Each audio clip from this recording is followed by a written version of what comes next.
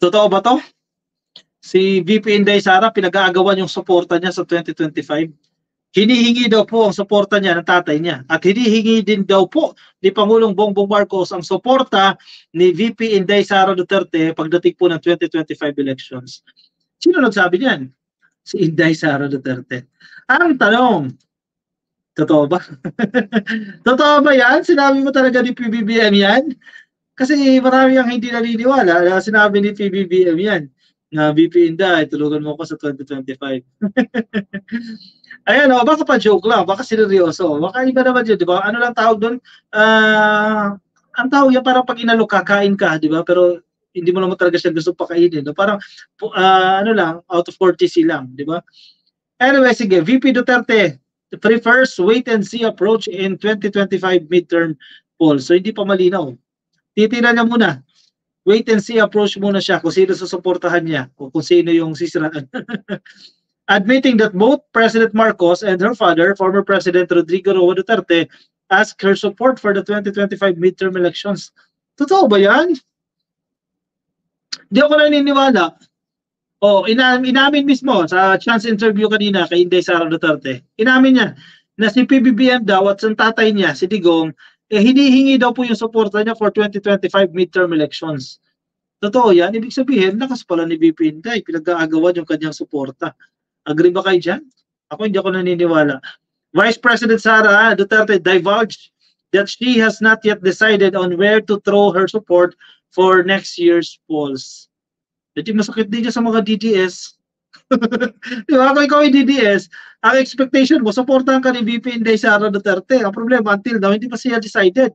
Ibig sabihin, hindi pa siya sigurado sa inyo kung ikaw ay DDS. At kung ikaw naman ay politiko ka-coffee, na under ng PDP laban, no? Doon matagal na naman yan, no? Kaya under nitong hugpong or kung ano man yan, dapat malungkot kayo dahil hanggang ngayon, duda pa sa inyo si Inday.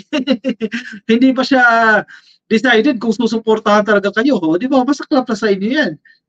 Yung sa administration, expected natin di siya susuporta. Okay lang yan, we understand that. Di ba? Kasi nagkaroon ng breakaway. Pero kayo, hindi pa. Sigurado si Inday dyan. Lugi kayo dyan.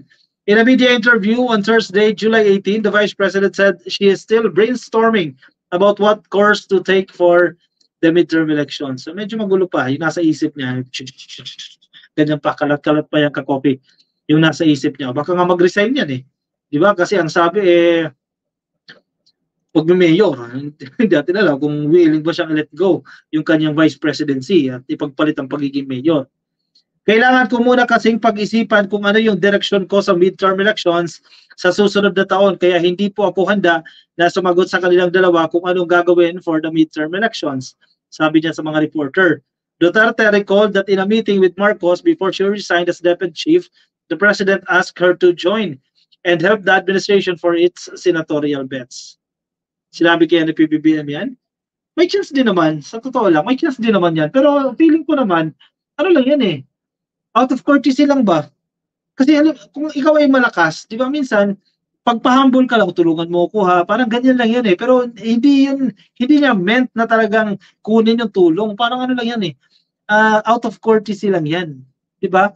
Humility. Part of humility lang yan. Kasi malakas ka na, sasabihin mo, patulungan mo pa rin ako ha. Di ba? Out of humility lang yan. If ever na sinabi ni PBBM yan. Pero kung na-misquote But the official told him that she won't be joining the midterm elections for now. Also, in a chance encounter with her father, the vice president shared the former president invited her to campaign, help, and support his senatorial slate under the Partido Demokratiko Pilipino Party. Anong mas matibay? Dugo o tubig? So, sinabi ko din sa kanila na hindi muna ako sasali sa midterm elections, sabi ni Inday. Meanwhile, she shrugged her father's denial when she claimed he and her brothers, Davao City Mayor Sebastian Duterte at si Paulo Duterte, will be seeking Senate seats in 2015. Magulong nga ka, Coffee. Hindi natin maintindihan kung ano talagang plano nila dyan. Sabi ni Inday, tatakbo. Sabi ni Digong, hindi. Ano ba talaga? That remains to be seen kasi sabi ko nga, di ba, wala pa naman yung filing of candidacy. So hindi natin alam kung sino yung mga tatakbo for senators sa midterm elections. At saka, by my experience, up to the last minute, nagbabago ang desisyon ng mga tao. Kaya hindi natin alam kung ano ang mangyayari bukas. Iyan yung lagi kong sinasabi. sabi ni VP Inday. Sanay na sanay sa ginawa ng tatay niya, di ba? Pinatakbo muna si Dino and then nag-back out si Dino, pumalit si Digong. So mukhang ganun ang strategy, pero hindi na mag-work yan, luma na yan eh. Duterte herself was a substitute candidate when she filed her candidacy or certificate of candidacy for the vice president. So, biruin mo, siya mismo Her father, the former president, was also a substitute candidate for the 2016 presidential polls. Nagbago na ang COMELEC Nag-iba sila ng polisiya pagdating sa mga substitute, etc. Kasi naaabuso ng mga politiko yan tingnan natin kung anong mangyayari dyan. Mark Francis Alcantara, ang bababaw ng mga puna ni Argo, kawawa, nagpapabudol pa rin sa nakarang administrasyon. Hindi ko na babasa yung comment ni Argo. Mamaya. From Gloria Kobayashi, sapat na loyalista at Marcos supporter sa 2025 midterm sa PBBM lineup. Exactly. Pili ko nga talaga, out of humility lang yan, ka-coffee, ni PBBM. Roderick D. Guzman, is Duterte still alive? That thing act like a zombie. Sabi ni Roderick D. Guzman. Oy, boy, para grabe naman kayo dyan. Sana kayo excited mga chugs dyan, etc. Huwag muna, ka-coffee. Sabi pa nga may ICC pa. Lotis Evangelista, good evening ka-coffee. Ano ba nangyayari dyan kay VP? Hindi natin alam.